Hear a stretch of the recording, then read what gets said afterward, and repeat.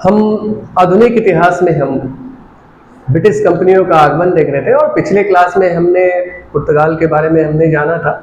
आज हम Dutch, Netherlands, Holland, जो तीनों एक ही कंट्री का नाम है, समय अंतराल नाम परिवर्तन हुआ है, इसके अलावा ब्रिटेन को भी कंप्लीट करने की कोशिश करेंगे। भारत में आने वाला पहला डच कंपनी और डच यात्री कार्नेलियस हाउटमैन था। वह ईस्ट इंडिया जा रहा था और 1596 में वह भारत के पश्चिमी तट पर उतरा और 1602 ईस्वी में Dutch East India Company Bharat आई। उसने मछलीपट्टनम में पहली फैक्ट्री लगाई, पहली कैपिटल पुलिकट को उसने बनाया, जिसे बाद में नगरपट्टनम ट्रांसफर कर दिया गया। तो डच और हॉलैंड का जो इतिहास है,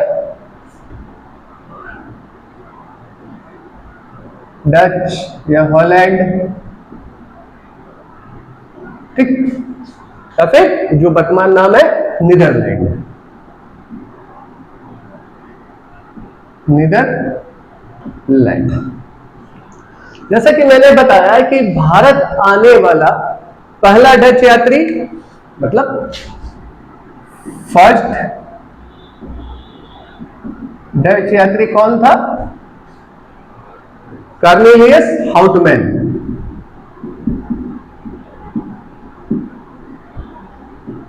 कार्नेलियस हाउटमैन एक ईस्ट इंडिया जा रहा था। कहां जा रहा था? East India.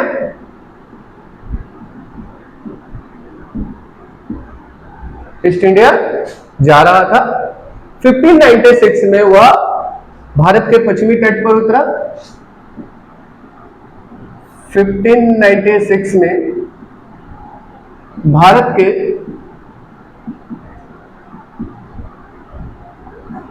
पश्चिमी तट पर उतरता है, पश्चिमी तट पर उतरता है और 1602 ईस्वी में Dutch East India Company Bharat आई। ठीक, 1602 ईस्वी में Dutch East India Company Bharat आती है, भारत आई। उसने मछलीपट्टनम में पहली फैक्ट्री लगाई। मछलीपट्टनम में फर्स्ट फैक्ट्री बनाया और अपनी कैपिटल कहां बनाई उन्होंने? पहली कैपिटल उसने पुलिकट को बनाया। फर्स्ट कैपिटल पुलिकट को बनाया, क्लियर? जिसे बाद में नागापट्टनम ट्रांसफर कर दिया गया और बाद में इसको नागापट्टनम ट्रांसफर कर दिया गया। क्लियर? डच ने सिर्फ अपने आप को व्यापार तक ही सीमित रखा। इस दौरान उन्होंने राजनीतिक नियंत्रण का प्रयास नहीं किया। 1601 से 1699 ईस्वी तक, 1601 से 1699 ईस्वी तक मसाला व्यापार, नील व्यापार, शोरा व्यापार पर उनका कंट्रोल था और अच्छा भी कंट्रोल हो रहा था, मार्केट भी अच्छी चल रही थी। लेकिन 18वीं सदी में डच ब्रिटिश की महत्वाकांक्षा टकराती है। इस समय तक इनका व्यापार अच्छा चल रहा है, लेकिन 18वीं सदी आते आते 18वीं सदी में डच और ब्रिटिश की महत्वाकांक्षा आपस में टकराएगी और हमें बहुत अच्छी तरह से पता है कि जब आप अकेले रहते हो तो जंगल के शेर अकेले रहते हो, बट उसमें अगर कोई आपसे भी कोई बब्बर शेर आ गया तो महत्वाकांक्षा टकराना ही टकराना है। तो इसी तरह 1601 से 1699 तक उनका नील पे, व्यापार पे, शोरा पे और इत्यादि सामानों पर उनका अच्छा कंट्रोल था, लेकिन जब 18वीं सदी आई तो उनका धीरे धीरे ब्रिटिश भी उस समय आ चुके थे और ब्रिटिश से उनकी महत्वाकांक्षा टकराने लगी, जिसकी समाप्ति 1759 में बेदरा के युद्ध से होती है, जिसकी समाप्ति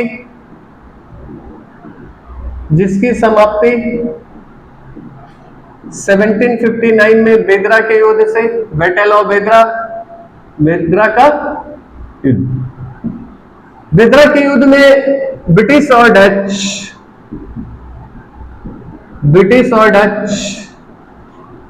दोनों के बीच एकाधिकार को लेकर आपसी संघर्ष होता है और इस बेदरा के युद्ध में डच की बुरी तरह पराजय होती है और डच का प्रभाव भारत से खत्म हो जाता है। डच का प्रभाव भारत से खत्म। तो यहां पर ही हम देखते हैं कि एकाधिकार किसका हो गया है व्यापार में, इंग्लैंड यानी ब्रिटिश का हो गया है। तो अगला हमारा क्यों कौन है, ब्रिटिश के बारे में हम देख लेते हैं।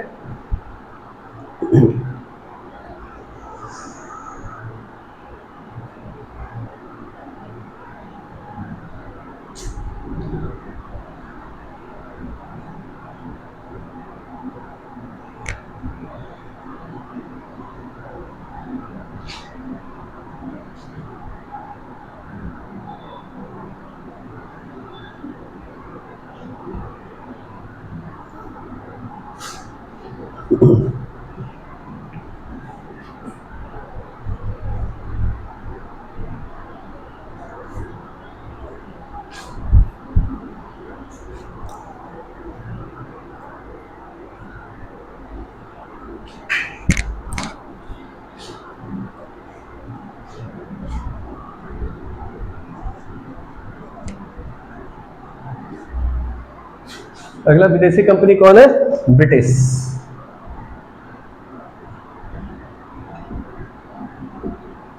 ब्रिटिश यानी Britain.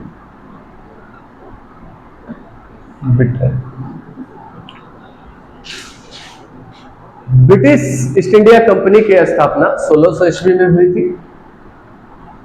British east India company की स्थापना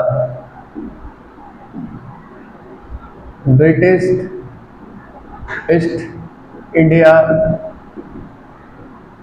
कंपनी की स्थापना कब हुई थी, 1600 ईस्वी में हुई थी। 1600 ईस्वी में हुई थी। इसे भारत सहित संपूर्ण एशिया में व्यापार करने की अनुमति मिली थी महारानी से। ये अधिकार पहले 15 सालों का था, फिर समय अंतराल असीमित समय के लिए कर दिया जाता है। कंपनी की शुरुआत में नाम जो थी company for merchant of England trading into India, इसकी पहले क्या नाम थी, इसका पुराना नाम क्या है, company for merchant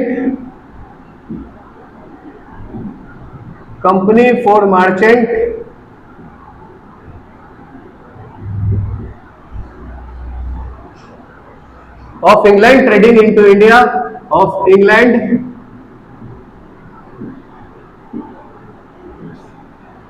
trading into India.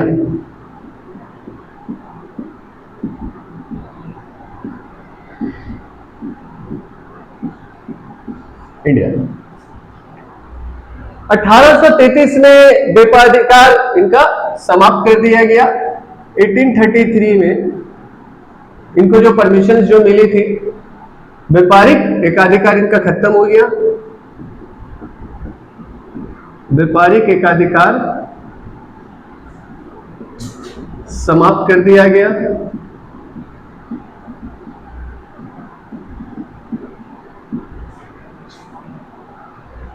और इसका नाम बदलकर ईस्ट इंडिया कंपनी कर दिया गया। इसका नाम क्या हो गया, ईस्ट इंडिया कंपनी, जो यहाँ पे कंपनी के रूप में काम करेगी। कंपनी ने भारत आने के बाद मुगल शासक जहांगीर से परमिशन लिया। जब ये भारत आए, भारत आने के बाद उस समय भारत का हुकूमत किसका है, मुगलों का है। जहांगीर से जहांगीर से व्यापारिक सुविधा प्राप्त करने का प्रयास किया।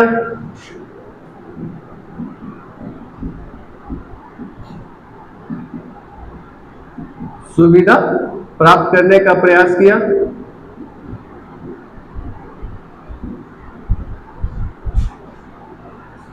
1608 में पहली फैक्ट्री उन्होंने सूरत में बनाई। 1608 में फर्स्ट फैक्ट्री सूरत में बनाया। क्लियर। 1609 में कैप्टन हॉकिंस ने जहांगीर से 400 जात का मनसब प्राप्त किया। जहांगीर से 400 जात का मनसब प्राप्त किया।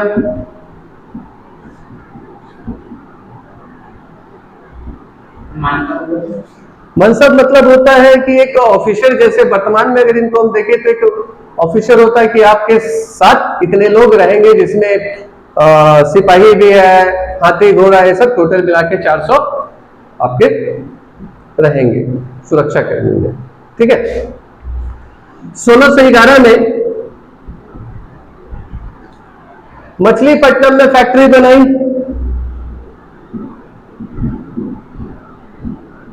मछलीपट्टनम में फैक्ट्री बनाई जो दक्षिण भारत की पहली फैक्ट्री थी, जो साउथ इंडिया की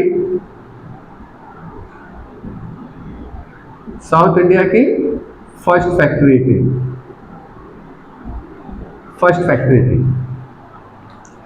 1615 में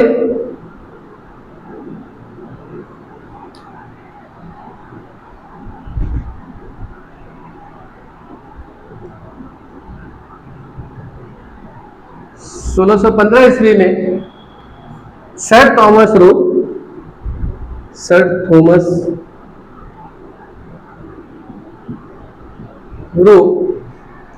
ने जहांगीर से संपूर्ण भारत में व्यापार करने की अनुमति ली।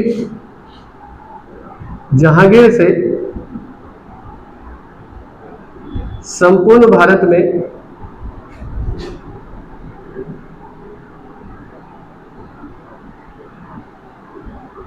व्यापार करने की अनुमति ली।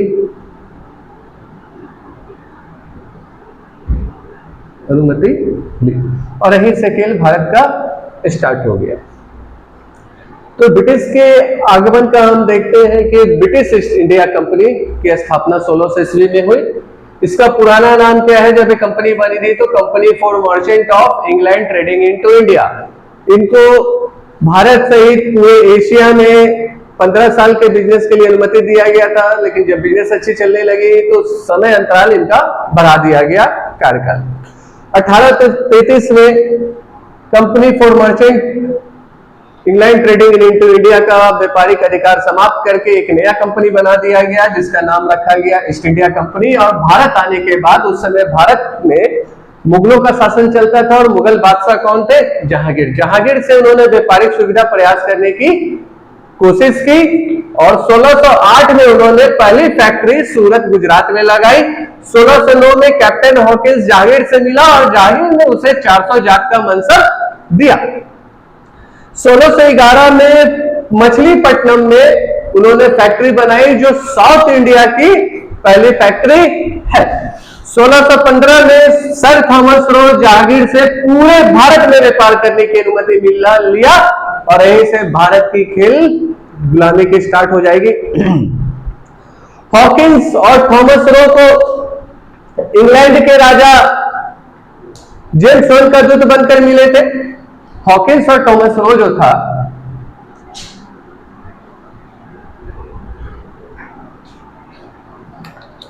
Hawkins and Thomas Roe England के राजा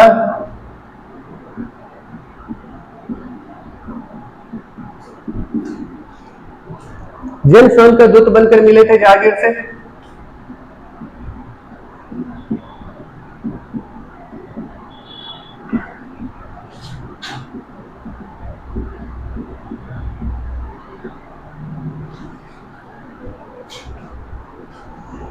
1632 ईस्वी में 1632 ईस्वी में गोलकुंडा के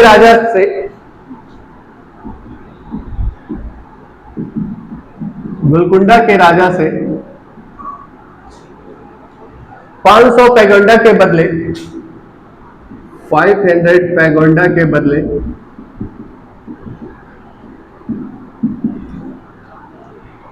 अंग्रेजों को वहां मुक्त व्यापार करने की अनुमति मिली। अंग्रेजों को वहां मुक्त व्यापार करने की अनुमति।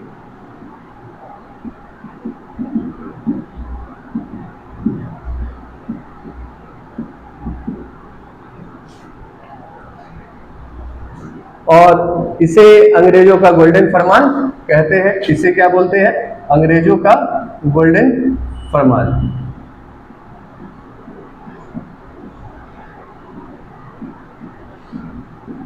अगर आपसे क्वेश्चन आए कि अंग्रेजों का गोल्डन फरमान किसे कहते हैं, जो 1632 ईस्वी में गोलकुंडा के राजा से 500 पैगोंडा के बदले में जो परमिशन लिया गया था मुक्त व्यापार करने की अनुमति, उसे गोल्डन फरमान कहा जाता है।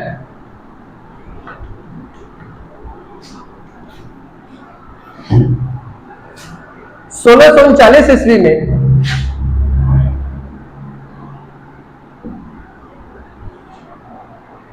चंद्रगिरी के राजा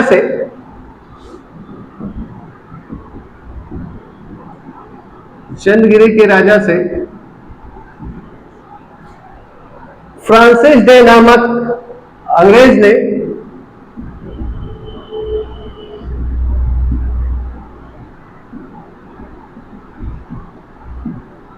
ने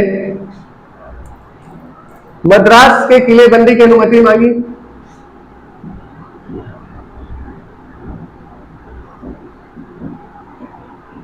मद्रास के किलेबंदी की अनुमति मांगी।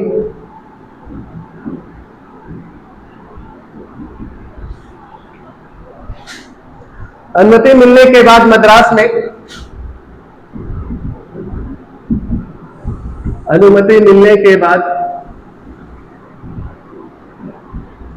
में सेंट फोर्ट जॉर्ज नामक किले बनाया। Saint fort George